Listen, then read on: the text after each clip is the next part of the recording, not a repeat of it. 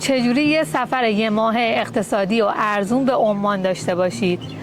برای ایرانیان تا 14 روز یعنی 2 هفته ویزا نمیخواد، رایگانه، ولی بعد از اون قبل از اینکه تموم بشه ویزاتون تایمش باید یک ویزا 1 ماهه بگیرید که قیمتش 20 ریاله و میرید فرودگاه و تهیه میکنید. این ویزا رو تا 3 بار میتونید تمدید کنید.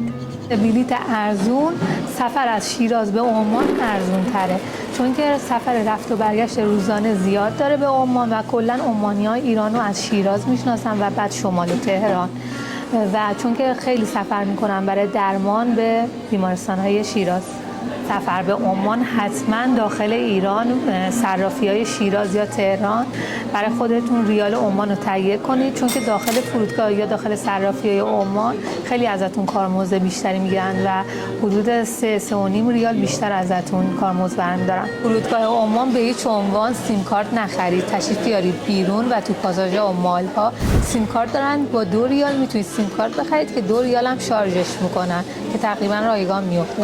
پروازتون تو روز باشه، چون اگه تو روز باشه سرویس‌های اتوبوسرانی اینجا کار میکنن و شما میتونید برنامه و اپلیکیشن مواصلات که واسه اتوبوسرانی رو نصب کنید و خط ایوان تو فرودگاه سوار شید و به جایی که میخواید برید.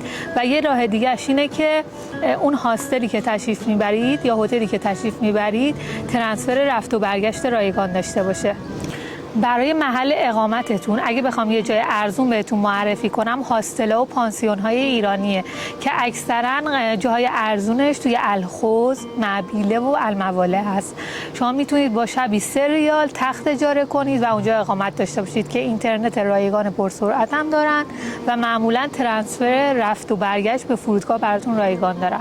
برای اینکه خورده خوراک ارزون و اقتصادی توی این مدت سفرتون به عمان داشته باشید، هاستل‌ها آشپزخونه دارن که بعضیاشون حتی غذاهای ارزون هم بهتون میفروشن.